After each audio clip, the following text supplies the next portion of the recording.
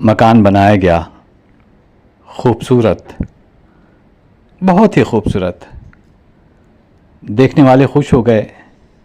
سوچنا پڑے گا کہ اگر دیکھنے والے خوش ہوں تو کیا اس مکان میں رہنے والے لازمی طور پر خوش ہوں گے؟ خوش کرنے والا ضروری تو نہیں کہ خوش رہنے والا بھی ہو۔ پھر یہ سب کیا ہے؟ ہم کیا کر رہے ہیں؟ اگر ہم خوش ہوں تو لوگ خوش نہیں رہنے دیتے۔ اگر لوگوں کو خوش رکھا جائے تو ہم رہتے ہی نہیں۔ خوش کہاں سے رہ گئے؟ خوش کہاں سے رہیں گے؟ کیا لوگ ہمارے مقدر کا غیر معاون حصہ تو نہیں؟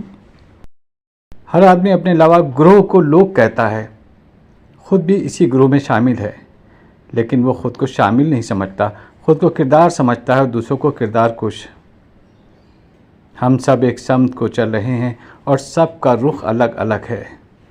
سب سے نالا ہیں، سب سے اجنبی ہیں، سب سے بیزار ہیں، سب کے ہمراہ ہیں اور سب سے جدا ہیں، سب کے سب مشکل میں ہیں اور سب کے سب بھاگ رہے ہیں اور کوئی کسی کو رستہ نہیں دیتا۔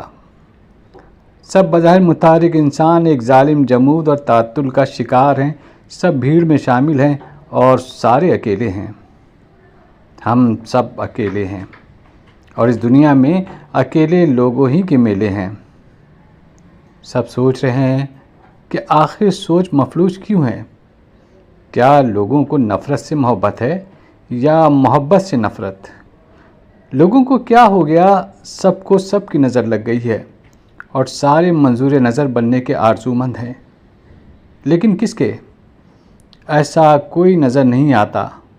عجب حال ہے۔ ہمیں لاشعوری طور پر کسی شدید خطرے کا احساس ہے، ہم اسی لیے بھاگ رہے ہیں، لیکن خطرہ کیا ہے یہ معلوم نہیں۔ خطرہ ہمارے پیچھے بھاگتا ہے، نہیں، خطرہ تو ہمارے ساتھ ساتھ بھاگ رہا ہے، ہمارے ہمراہ ہے، ہمارے سامنے۔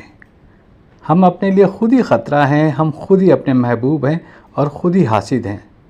ہم اپنے ہی سب سے بڑے دوست ہیں اور خود ہی سب سے بڑے دشمن۔ ہم بڑے کرب میں ہیں۔ کرب ہمارے دور کی سب سے قوی علامت ہے۔ ہم نے خود ہی ایک ملک بنایا اور خود ہی سوچ رہے ہیں کہ ہم نے اسے کیوں بنایا۔ ہم کہتے ہیں کہ ہم نے اسے اسلام کے لیے بنایا۔ عجب بات ہے۔ صحیح بات ہے، بنانے والے مسلمان تھے، کتنے بڑے مسلمان تھے جنہوں نے ملک بنایا، اور کتنا بڑا تھا اس قافلے کا سالار، بڑا اور سچا مسلمان۔ لیکن کچھ اسلامی گروہ مخالف تھے۔ کون مسلمان تھا، بنانے والا یا مخالف؟ کتنا اسلام چاہیے تھا پاکستان کو قائم رکھنے کے لیے؟ جتنا قائد اعظم کے پاس اسلام تھا، اس سے زیادہ یا اس کے علاوہ اسلام کی کیا ضرورت ہے؟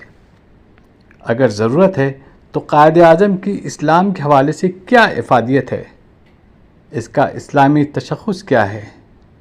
ہمارے خیال میں وہ تشخص مکمل ہے، اسلامی ہے۔ پاکستان بنانے کی حد تک تو اسلام آج سے نصف صدی پہلے ہی موجود تھا۔ اب مزید موجودگی کیا ہے؟ غور طلب بات ہے۔ پاکستان کے خاطر جان دینے والوں کا ایمان مکمل نہ ہوا تو ان کی موت شہادت نہیں ہے۔ اگر شہادت ہے تو وہ ایمان کامل ہو سکتا ہے۔ جس اسلام نے وحدت عمل پیدا کی وہی اسلام برحق تھا۔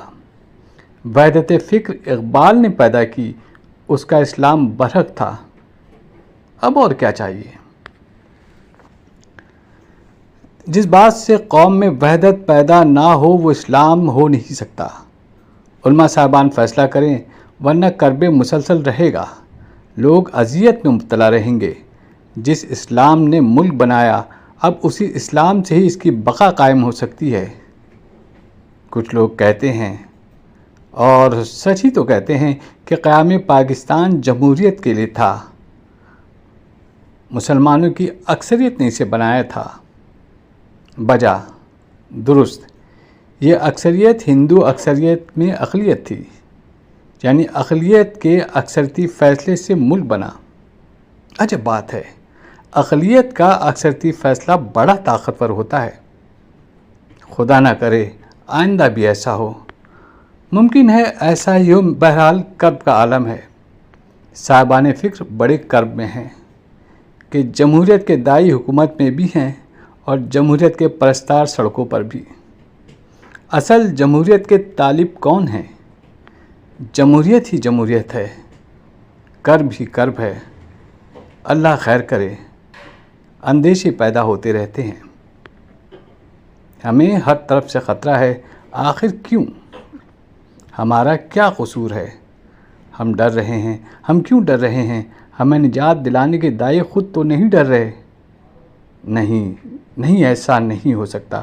ممکن ہے ایسا ہی ہو، خدا کرے ایسا نہ ہو، لیکن کچھ نہیں۔ ہم نے کامیابی کا معیار ہی غلط بنا رکھا ہے۔ ہم طاقت، شہرت، دولت، مرتبے کو کامیابی کہتے ہیں۔ کامیابی یہ تو نہیں۔ کیا ہم نے آخرت پر ایمان چھوڑ دیا؟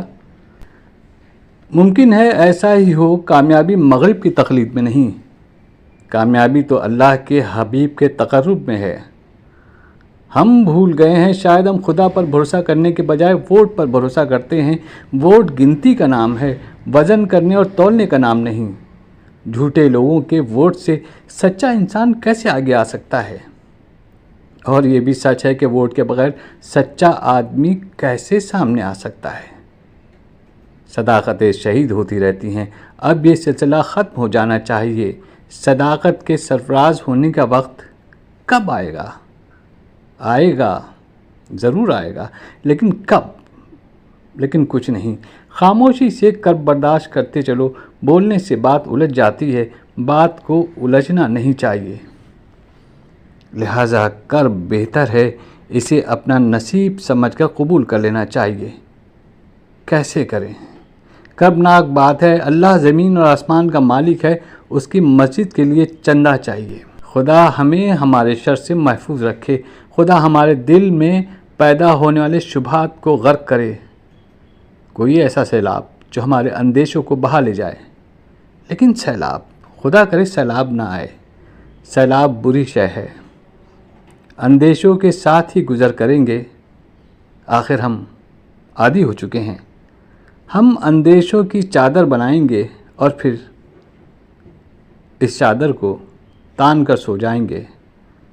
ہم خواب اور خیال کے پرستار ہیں۔ اے اللہ، ہمیں اچھے اچھے خواب دکھا۔ ہم حقیقت اور حقائق دیکھنے اور سوچنے کے کرب سے نجات چاہتے ہیں۔